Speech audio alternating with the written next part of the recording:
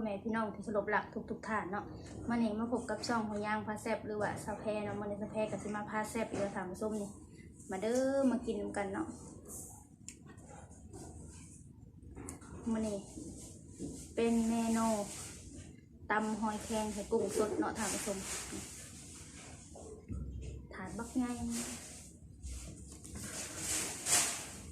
มาเด้อมากินกัน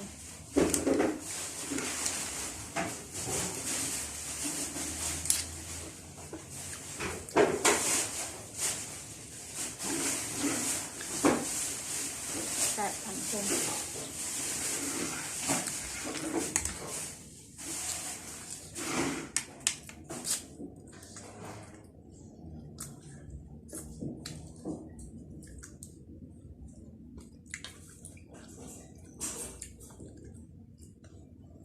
มันเลยจะมาเห็ดคิดกินเนาะท่านผู้ชม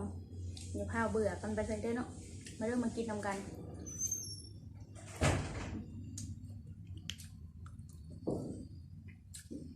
กุ้งสด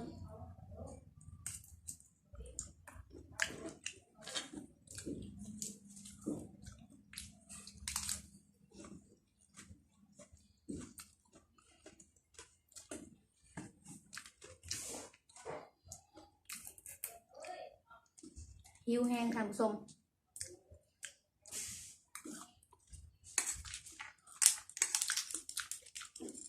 ตำหอยแครงใส่กุ้งสดเนาะวันนี้เนาะเอาตามใจอยากนะท่านผู้ชมคำเขาอยากยังเราเห็ดกินมันกระแซ่บคำเขาบ่อยากเราเห็ดมันกระโบแซ่บท่านผู้ชมคันบ่อยากเราเห็ดกินเนาะมันก็กินแบบโบแซ่บนะ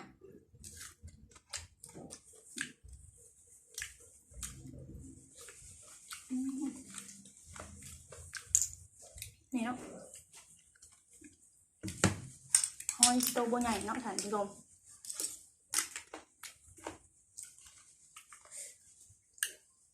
ตัวโบใหญ่แต่มันเนื้อมันลายเนาะ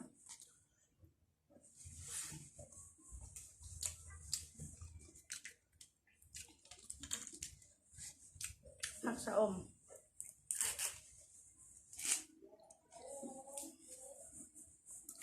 หมักแห้งแซ่บ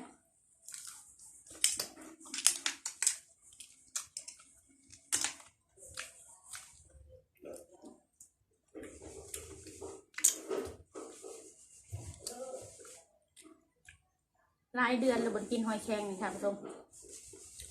มันเห็นคิดอยากซื้อมาสัก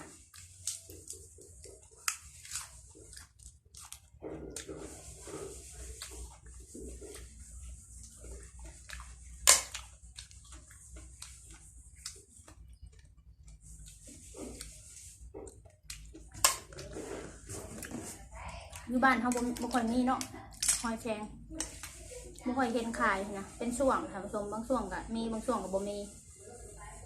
บ่ค่อยได้กินเนาะเพราะนังน้อยให้บ่ค่อยได้กินเลยบ่ฮู้ซ้ำว่าเป็นยังไงหอยแครงโอ้ย่างฮอดซื้อเพราะว่าอยู่บ้านบ่มีเนาะ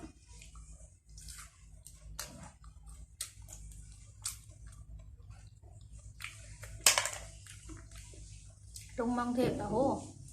หลายปีเลยทีเดียวเขาจะได้เคยกินเนี่ย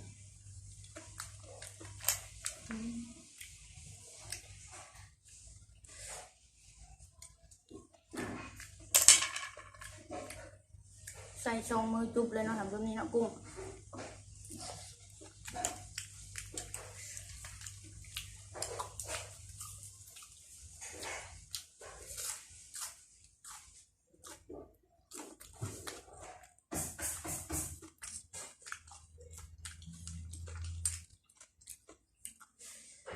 แม่คนเป็นบุคคลเคยกินดอกกว่าสินะเมื่อวันที่ซื้อเป็นกินเท่าไรกะบุคคลมีขาย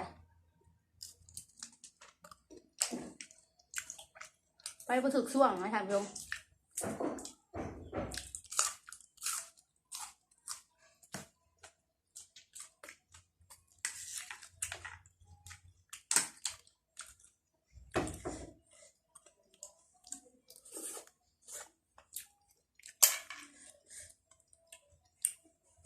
เจ้ากุ้งเนาะ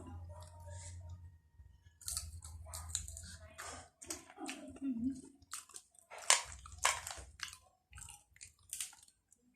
ำใช้น้ำปลาแดกละลายโอ้แซ่บหลายสำหรับคลิปนี้ก็ขอจบเพียงเท่านี้นะคะท่านผู้ชมถ้าใครมักอย่าลืมกดไลค์กดแชร์กดซับสไครต์เพื่อเป็นกำลังใจให้ช่องน้อยๆของสาวแพรหน่อยเด้อสำหรับคลิปนี้สาวแพรกับสกอร์ค่ะผมว่า